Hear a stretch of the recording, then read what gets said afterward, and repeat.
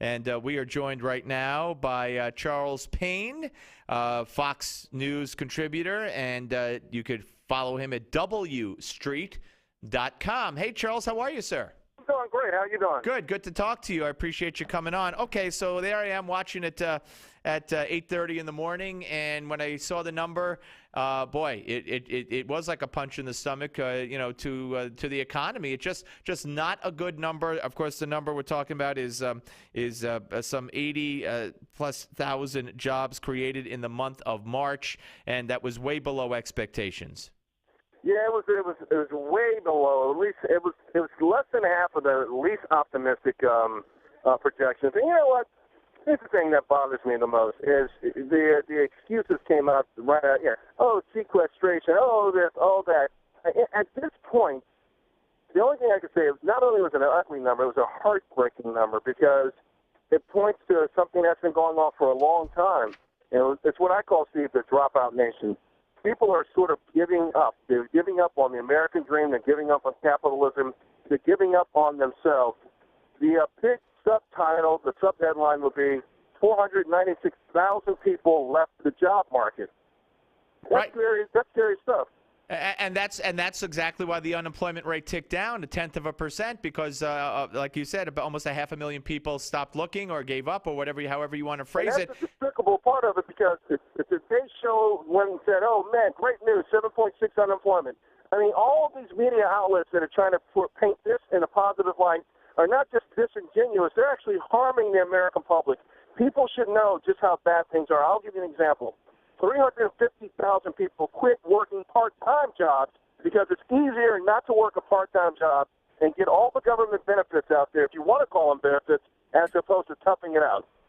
Well, you're absolutely right. And look, every month we see the people who have given up, who have left the labor force go up. And, and every month for the past few, we've seen the unemployment figure come steadily down since it was at its peak. And the primary reason is not the job creation. It's the people leaving the labor force. And we're now at 63.3% of people that are either employed or looking for work. That's the lowest number of people involved in the labor force since 1979 in 34 years. Yeah, 1979, we call that the good old days.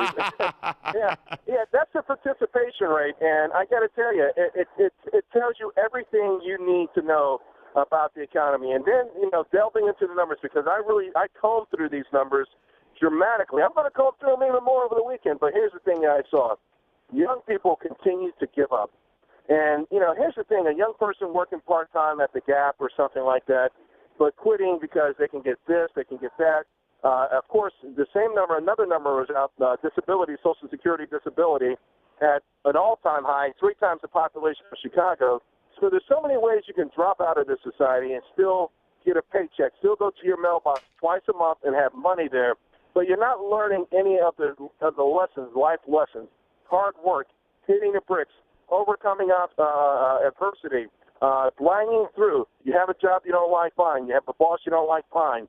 It's called making progress.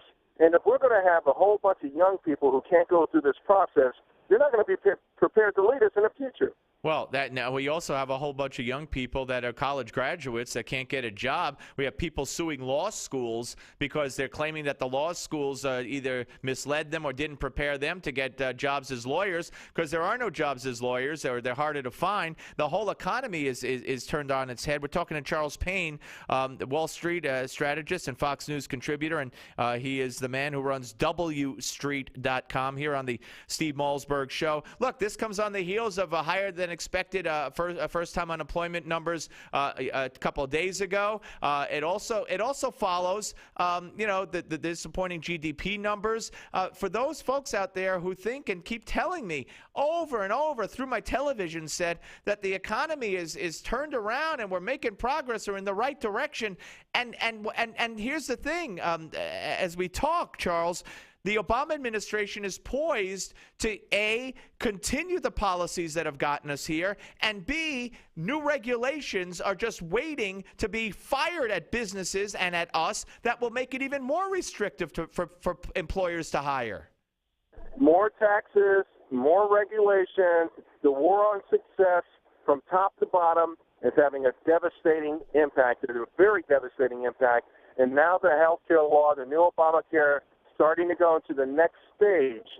We are seeing where a business, it doesn't make any sense at all if you've got 48 employees to go north of 50.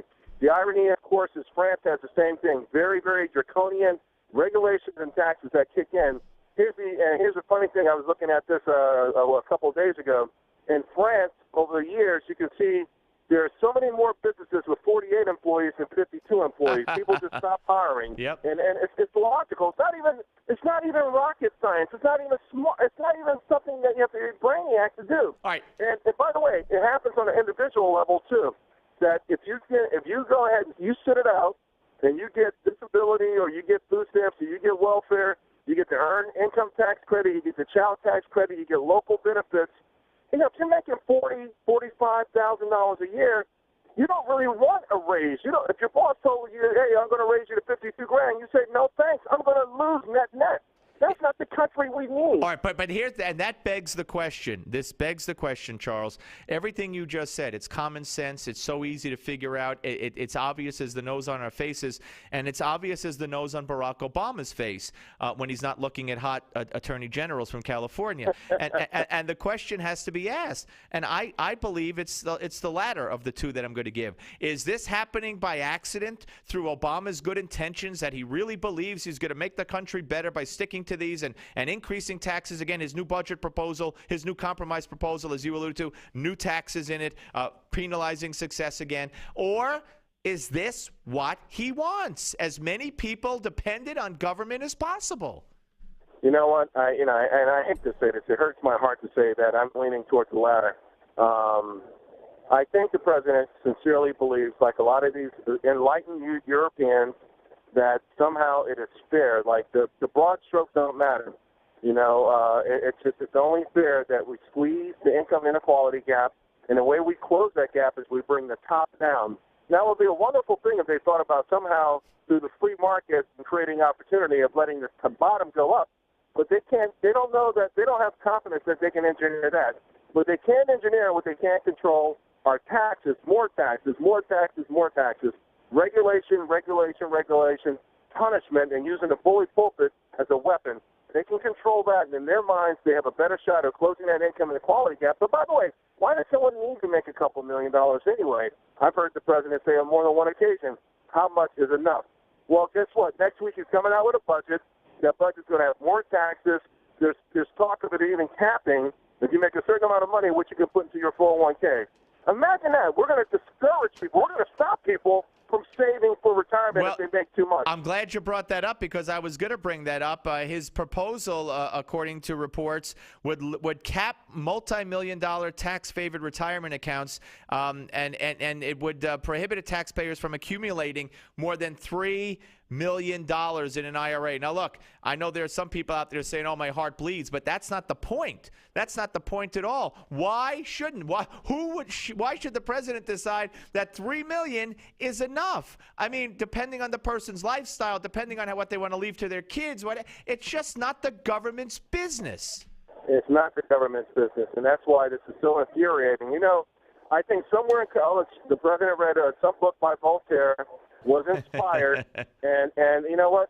Somehow he thinks we're going to all be one happy village where you pick grapes in the morning and I'll wash the dishes and someone else will mow the lawn and we'll all live happily Well, ever Charles, after. I always say that our kids, and I have a 13-year-old, our kids are going to have a decision to make. They're either going to go to work at the battery factory, according to Obama, the solar panel factory, or the windmill factory, and they'll all come home to their same-sized homes, driving their little electric same-sized cars, and that's what Obama's utopia is. I agree with you 1,000%. The only thing I would add is that they all better learn how to speak Mandarin, because that's going to be the language of their supervisors.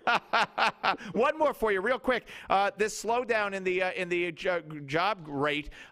You know, I keep hearing about the QE, and you know, is this going to end? Whatever. I mean, at this rate, even though they said when it gets to 6.5% or so, they would consider dumping it, but I don't think they're going to dump it if it gets to 6.5% with everybody leaving the workforce and no jobs being created. Yeah. The Fed's not stupid. You know, if we went down legitimately because there were more jobs, but listen, Ben Bernanke, I know he's taken on a very dangerous tactic I don't agree with this tactic, although I got to tell you, when it becomes between monetary policy and fiscal policy, in my mind, short-term, the more dangerous thing is our fiscal policy, which is anti-business, anti-success, anti-growth. Yes, the Fed's balance sheet is some sort of a ticking time bomb, but having said that, you know what? He understands the fact that 500,000 people living in the job market is not a sign of success. Yep. Hey, listen, Charles, I hope you'll come back. Pleasure talking to you, sir. Anytime, man. I love it. You're great. Thank you very much. Charles Payne, ladies and gentlemen. Check him out at wstreet.com and watch him on the Fox Business Network. When we come back, the Rutgers athletic director is out on the Steve Malzberg Show. Don't go away.